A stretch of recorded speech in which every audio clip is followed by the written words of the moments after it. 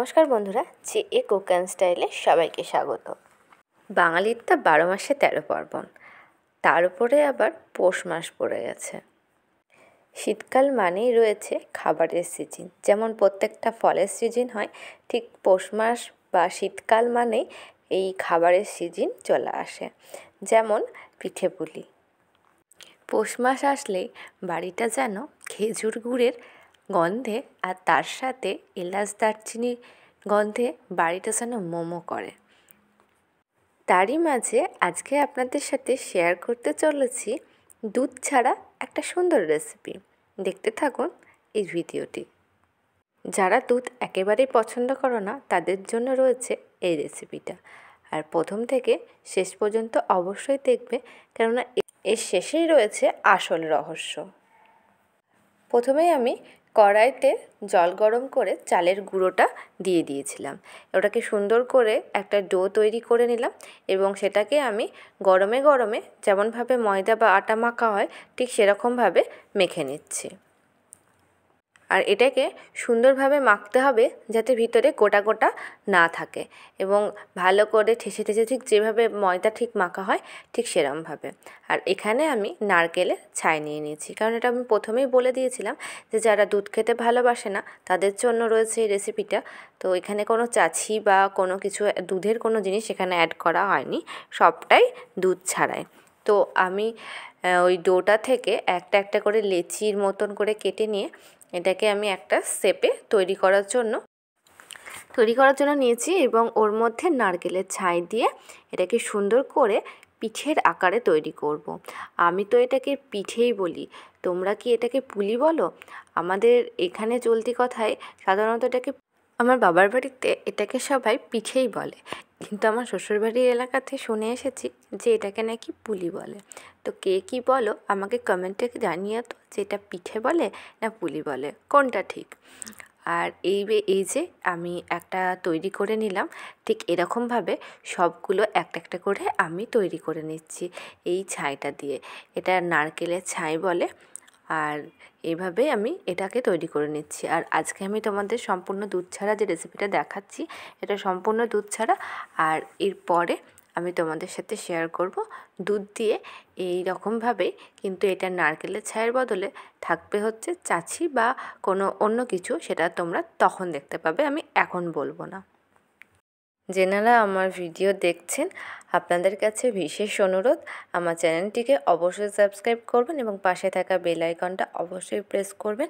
আর like comment share করতে তো একদম ভুলবেন না, কারণ আপনাদের সাবস্ক্রিপশন আমাদের আগামী দিনের পথ চলার সঙ্গী।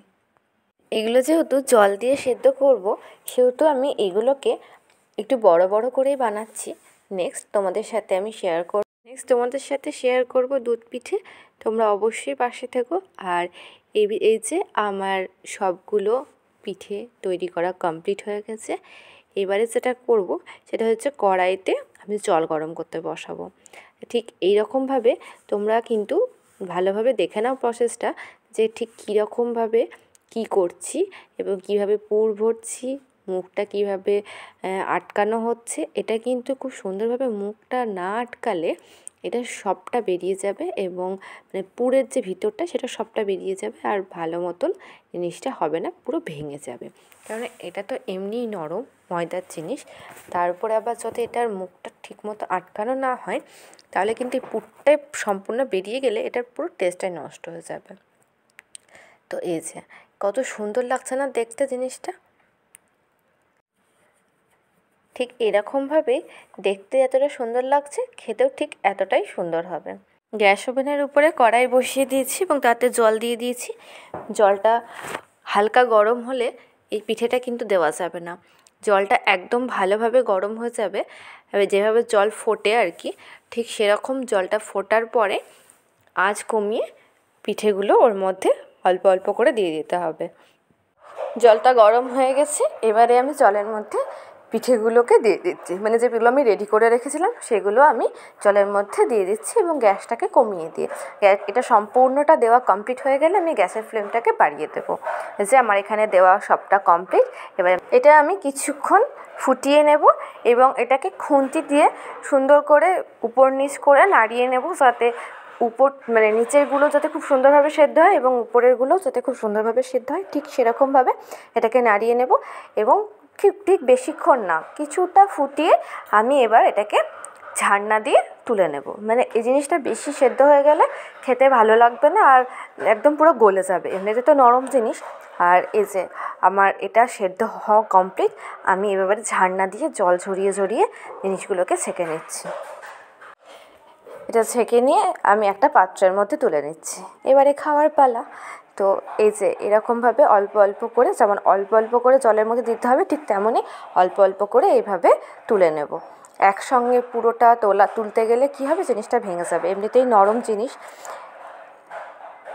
পুরো সুন্দরভাবে জলটাকে ঝরিয়ে নিতে হবে।